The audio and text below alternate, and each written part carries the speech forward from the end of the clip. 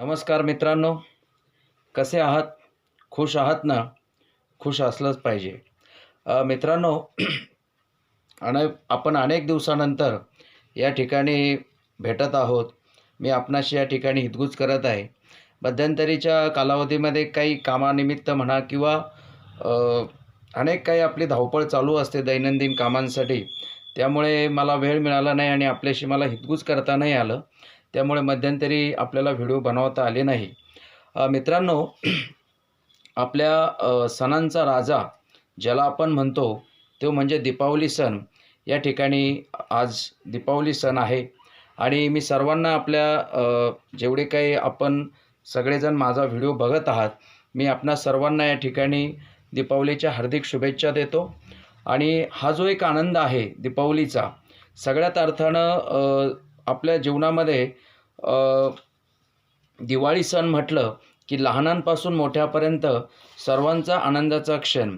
आपल्या दैनंदिन जीवनामध्ये अनेक अडीअडचणी असतात, अनेक प्रकारची कामं असतात, अनेक प्रकारच्या हे सगळी कामं सांभाळून या ठिकाणी आपण खऱ्या अर्थानं या ठिकाणी ही दिवाळी साजरी करत आहोत.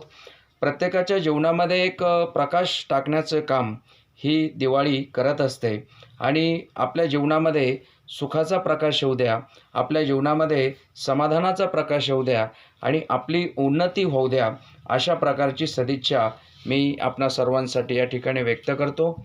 मित्रांनो, दीपावली म्हटलं की असं काही भेद नाही आहे की गरीब श्रीमंत, अगदी सर्वांसाठीच दीपावली ही खास असते आणि प्रत्येकजण आपापल्या परीनं आपापल्या आर्थिक बाजूनुसार किंवा आपापल्या जी काही परिस्थिती असेल त्यानुसार दिवाळी साजरी केली जाते. मित्रांनो, परंतु या दीपावलीच्या सणाच्या निमित्तानं या ठिकाणी आपण फराळ करतो, नवीन कपडे परिधान करतो आणि एक आनंद असतो नात्यांमध्ये. विविध प्रकारच्या नात्यांमध्ये मित्रत्वाचं नातं असेल, कौटुंबिक नातं असेल, सामाजिक स्तरावर जेवढी काही नातं असतील त्या नात्यामध्ये आपण या दीपावलीच्या माध्यमातून एक आनंदाचं, एक समाधानाचं आणि एक चैतन्याचं वातावरण निर्माण करण्याचं काम करत असतो.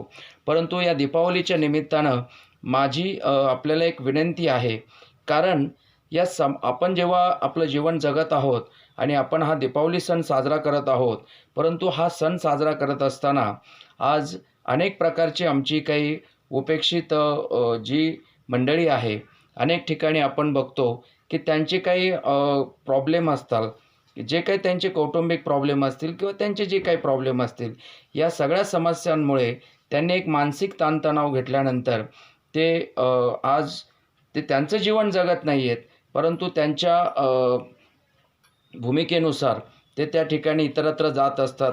कुठे जायचं, काय करायचं, काही त्यांची भूमिका नसते, कारण त्या मानसिक भूमिकेत ते कायम ते वावरत असतात.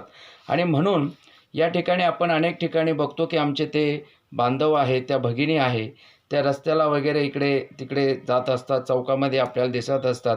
त्यांच्या हातामध्ये पिशव्या असतात, ते जात असतात आणि त्यांच्यासाठी दिवाळी खूप मोठी आहे, महत्त्वाची आहे. एस टी स्टँडवर म्हणा किंवा कुठे रस्त्याने म्हणा, आपल्याला हे जे काही मंडळी आहे ही त्या ठिकाणी दिसत असतात. मित्रांनो, त्यांचे काहीतरी अडचण असते, त्यांचे काहीतरी प्रॉब्लेम असतात, म्हणून ते त्या परिस्थितीत आहे. परंतु आपली दिवाळी तर आपण साजरी कराच, आनंदाने साजरी करा, परंतु त्यांच्या जीवनामध्ये सुद्धा तो एक आनंद निर्माण करण्यासाठी आपण आपल्या घरातून थोडंसं फराळ घेतलं पाहिजे. आपल्या दैनंदिन वापरातलेच कपडे किंवा जे आपण त्या ठिकाणी कुठे साईडला ठेवलेले असतील ते त्यांना देण्याचा प्रयत्न करा, त्यांना तो फराळ वाटण्याचा प्रयत्न करा. त्यांच्या चेहऱ्यावर जो आनंद असेल, तो जे समाधान असेल, त्यांनासुद्धा खूप मोठा आनंद वाटेल. ही भूमिका मला या निमित्तानं या व्हिडिओच्या माध्यमातून आपल्या सर्वांशी शेअर करायची आहे, कारण त्या सर्वांनाच आपण आपल्या दिवाळीच्या सणामध्ये खऱ्या अर्थानं साजरं केलं पाहिजे, त्यांना पण समाधान दिलं पाहिजे आणि ती खऱ्या अर्थाने दिवाळी साजरा करण्याचा एक आनंद या ठिकाणी असू शकतो. मित्रांनो, मी जाता जाता आपणाला एक उदाहरण देणार आहे की रतनजी टाटा, जे आत्ता 8-15 दिवसापूर्वी दुर्दैवाने त्यांचं दुःखद निधन झालं, त्यांना मी आपणा सर्वांच्या वतीनं भावपूर्ण श्रद्धांजली अर्पण करतो. टाटाजींचं काय होतं, रतनजींनी जो आनंद त्या ठिकाणी मिळवला होता, त्यांना कुठल्यातरी एका इंटरव्ह्यूमध्ये विचारलेलं होतं, की रतनजी तुम्हाला असा कधी आनंद झाला, कधी तुम्हाला समाधान झालं, की जेव्हा तुम्हाला असं वाटलं, की आपण आता भरून पावलेलो आहोत. तेव्हा त्यांनी एक सांगितलं होतं मुलाखत देत असताना, की मी जेव्हा हा माझा जो काही टाटा उद्योग समूह आहे, हा उद्योग समूहाचा जो काही रथ आहे किंवा जे विकासात्मक काम आहे, ते मी पुढे घेऊन जात असताना मला अनेक प्रकारची प्रगती मला साधता आली. मला सर्वांशी बरोबर राहून काम करता आलं. परंतु तेव्हा मला तो आनंद अधिक झाला नाही. मला आनंद तेव्हा झाला होता, मी काही मुलांना व्हीलचेअर दिलेल्या होत्या आणि त्या 200 व्हीलचेअर त्या ठिकाणी त्या संस्थेला दिल्यानंतर एक मुलगा माझ्याजवळ आला आणि त्या व्हीलचेअरवर तो बसला आणि त्याने माझ्या पायाला हात लावले आणि त्यांनी सांगितलं, की मी माझ्या जीवनामध्ये जर पुन्हा मला कधी पुनर्जन्म मिळाला, तर पुन्हा मला देवाने सांगितलं, की तुम्ही पुन्हा कोणाला भेटणार, तर मी तुमचं नाव घेईल, मी तुमचे मनःपूर्वक धन्यवाद मानतो.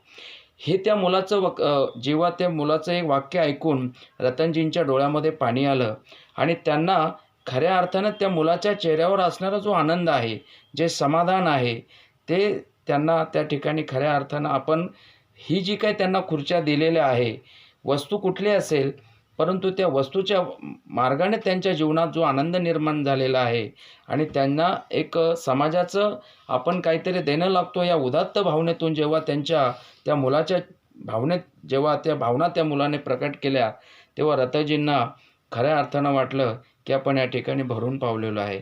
तेव्हा मित्रांनो, रतनजींसारखे दानशूर एक उद्योगपती, की जे जीवनामध्ये अनेक त्यांनी चढ-उतार बघितले आणि म्हणून आज आपल्या सर्वसामान्यांच्या मनामध्ये जेव्हा रतनजी टाटा यांचं दुर्दैवानं दुःखद निधन झालं, तेव्हा आपलंसुद्धा मन त्या ठिकाणी रतनजींना च्या जाण्यानं त्या ठिकाणी दुःख झालं आपल्या सर्वांना. मित्रांनो, सांगण्याचा उद्देश माझा हाच होता, की दिवाळीच्या सणामध्ये हा आनंद प्रज्वलित करण्यासाठी त्यांच्या जीवनामध्ये तो आनंद, तो प्रकाश निर्माण करून देण्यासाठी आपण छोटंसं हे काम करा, की आपल्या अनेक जे काही मंडळी आहेत, की ज्यांना ते मिळत नाही आहे. आमचे अनेक अनाथ मुलं असतात किंवा आमचे अनाथ आश्रम असेल किंवा इतरत्र काही असेल, त्या ठिकाणी प्लीज तो फराळ पोहोच करा आणि आपल्याकडून जे काही शक्य होईल तेवढी मदत त्यांना दिवाळीला करा. हाच एक संकल्प या ठिकाणी आपण करूया. आपणाशी मला भेटता आलं, हितगुज करता आलं, मला समाधान आहे. आता इथून पुढे अगदी सातत्यानं मी आपणाशी हितगुज करत राहील. आपण जर माझ्या चॅनलला अजूनही सबस्क्राईब केलं नसेल, तर प्लीज सबस्क्राईब करा आणि पुन्हा एका नवीन विषयासह आपण भेटणारच आहोत. तोपर्यंत धन्यवाद आणि दीपावलीच्या आपल्या सर्वांना पुन्हा एकदा हार्दिक शुभेच्छा.